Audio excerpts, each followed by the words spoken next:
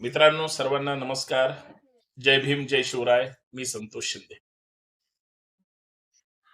Santosh Shinde official या आपल्या हक्काच्या युट्यूब चॅनलवरून मी नेहमी आपल्या समोर वेगळ्या वेगळ्या मुद्द्यांवर आणि खास करून राजकीय आणि सामाजिक विषयावर बोलत असतो. खरं तर राजकीय विषयावर बोलायची माझी इथून पुढे खरं तर इच्छा संपली आहे. निर्बुद्ध लोकांच्या नेतृत्वाने सर्वसामान्य उपेक्षित कार्यकर्त्यांवर प्रस्थापित धनदांडग्या लोकांना बसवलंय किंवा सामान्य लोकांच्या मानगुटीवर प्रस्थापितांना बसवून फक्त स्वतःची पोळी भाजण्याचा राष्ट्रीय कार्यक्रम करतात आणि आपण कितीही लोकप्रबोधन करण्याचा प्रयत्न केला किंवा लोकांना खरं सांगण्याचा प्रयत्न केला तरी सुद्धा लोक जर अशाच लोकांना मतदान करत असतील, अशाच लोकांच्या पक्षांमध्ये प्रवेश करत असतील, अशाच विचारधारेला जी विचारधारा आपली नाहीच आहे, जे लोकशाहीला मानत नाहीत, आपल्या भारतीय संविधानाला मानत नाहीत, ज्यांना संविधान बदलायचंय आणि ज्यांना इथली लोकशाहीच मान्य नाही, हुकुमशाहीचे म्हणजे पुरस्कर्ते म्हणून ही जी सध्याची सत्ताधारी मंडळी आहे आणि जिथं खोबरं असतं तिथं जर चांगलं म्हणणारीच लोक असतील, त्याच कळपात जाणारे असतील, तर तुम्ही बदल काय करताय? सत्ताधाऱ्यांचे सत्तेत बसण्याचे म्हणजे यांचे 5 मुखवटे, 5 वेगळे वेगळे चेहरे आहेत. आणि हे मुखवटे साम, दाम, दंड, भेद, द्वेष आणि गुलामीत त्या ठिकाणी यांनी बनवलेले आहेत आणि त्यासाठी ते सरेंडर होतात, ते कॉम्प्रोमाइज होतात आणि सगळ्यात महत्वाचं ते थेट लाचारीत जाऊन वेळ प्रसंगी समोरच्याचे पाय पकडतात, पण बाहेर सांगतात आमची चांगली मैत्री आहे. आणि या सगळ्या गोंधळामध्ये राज्यासह देशाचं जे नुकसान होतंय आणि हे जर आपण सांगण्याचा प्रयत्न करत असू आणि हे जर पटत नसेल, तर मला असं वाटतं की या विषयाला आता आपण आता बंद केलं पाहिजे किंवा कलाटणी दिली पाहिजे. एखाद्या विषयात संशोधन करूया, त्याच्यावर चांगलं बोलूया. सतत म्हणजे द्वेषमूलक बोलण्यापेक्षा किंवा तोडणारी भाषा बोलण्यापेक्षा खरं तर माणसं जोडणारी भाषा बोलावी, असं माझं वैयक्तिक मत आहे. किती लोकांना पटेल मला माहित नाही. आणि सगळ्यात महत्वाचं, काही तांत्रिक अडचणीनं सध्या मी फार त्रस्त आहे. म्हणजे 2-2.5 लाख आपल्या संतोष शिंदे ऑफिशियलला सबस्क्रायबर आहेत.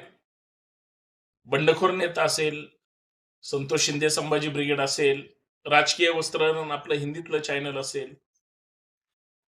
म्हणजे हे सगळे 30-40-50 हजारापर्यंतचे सगळे चॅनल्स आहेत. व्ह्यूज सगळ्यांचे डाऊन झाले. म्हणजे मी आता ही व्हिडिओ आपल्यापर्यंत टाकली, परंतु ती सगळ्यांपर्यंत पोहोचली जात नाही. व्ह्यूज एकतर बंद केल्या गेल्या किंवा जाणीवपूर्वक टार्गेट केलं जातं. म्हणजे अंधभक्त नावाची जी एक जमात आहे, कारण त्यांना आपलं सहनच होत नाही. मी म्हणतो तुम्ही विरोध करा ना, ताकदीनं करा, पण तो वैचारिक असावा. काड्या करून म्हणजे अंधभक्तांनी त्यांच्या विरोधात जे जे कोणी बोलत असतील आणि शेवटी समाज माध्यम हे सरकारच्या कंट्रोलमध्येच असतात.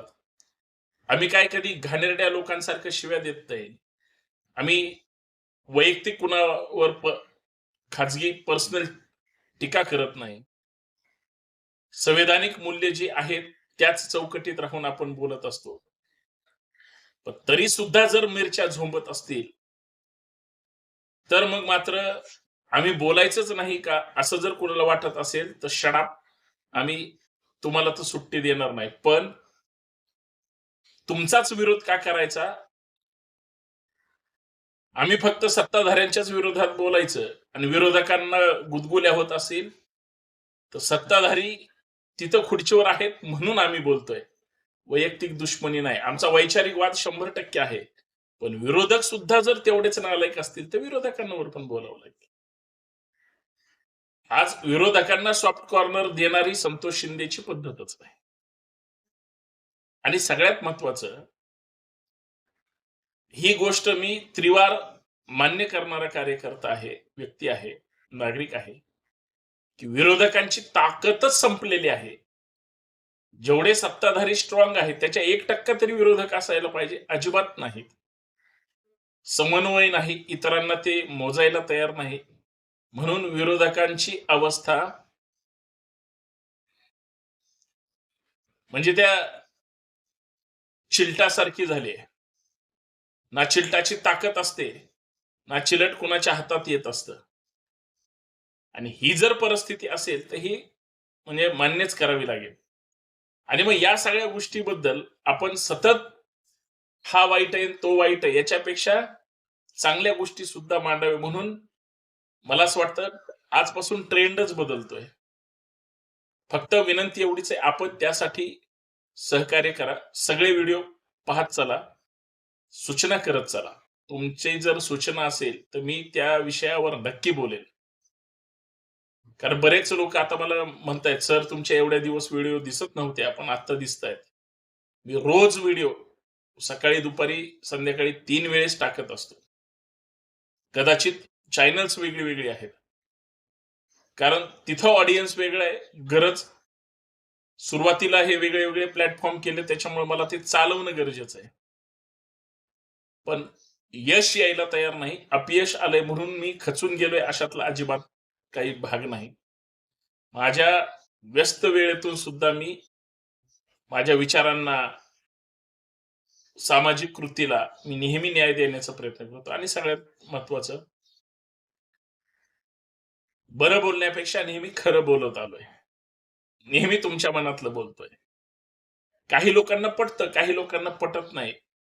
तुम्ही विरोधही करा, पण सन्मानाने केलं पाहिजे. याचा अर्थ काहीतरी चुकतंय माझं हे मला नक्की माहिती आहे. काय चुकत असेल तर ते सुद्धा 100% सांगण्याचा हक्क तुमचा आहे. परंतु काड्या करून किंवा अंधभक्तांच्या त्या घाणेरड्या वृत्तीला, म्हणजे मी घाबरलोय किंवा त्याच्यावर आता राजकीय ह्याच्यावर बोलणार असं जर कोणाला वाटत असेल, अंधभक्तांना तुडून त्यांच्या छाताडावर इथली पुरोगामी चळवळ त्या ठिकाणी मजबूतीनं उभी आहे हे वेगळं सांगायची गरज नाही. कारण प्रतिगामी अंधभक्तांच्या वेशामध्ये कुठेही घुसू द्या, समाजकारणात घुसू द्या,